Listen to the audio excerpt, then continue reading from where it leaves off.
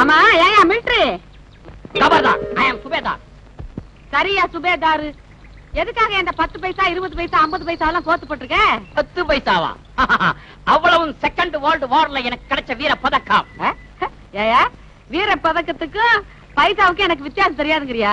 அதானே, நாங்க நாடக கம்பெனி வச்சு 4 ஊர் சுத்துனவங்களாக்கும் எங்க கிட்ட வந்து கதை விடுறீங்களா? முகாரி, அதாவது இந்த செகண்ட் நார்ல பூ கட்டினியா? முழம் 10 பைசா. ஐயோ, நார்ல இல்ல, வார்ல நான் பர்மா பார்டர்ல ஒண்டியாவே நின்னுகிட்டு 10 டாங்கிங்களை உடைச்சேன். அத பாராட்டி இந்த 10 பைசா பதக்கத்தை போட்டாங்க.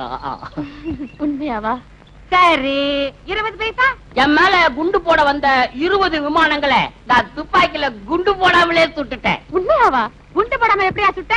அதாவது அந்த விமானங்கள்லாம் தலைக்கு மேல தாழ பறந்து வந்தது. நான் துப்பாக்கிய திருப்பிக்கிட்டு இந்த கட்டை கட்ட அதுலயே தட்டு தட்டுனேன்.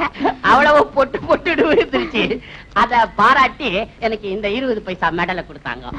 அது மட்டுமா, 50 நீர்மூழ்கி கப்பலை நான் நிலத்துல நின்னுகிட்டே சுட்டுட்டேன். பெரிய சுபேதாரி. நிமிஷத்துக்கு ஒண்ணு தட்டு அவுட் ஆகிட்டேன்.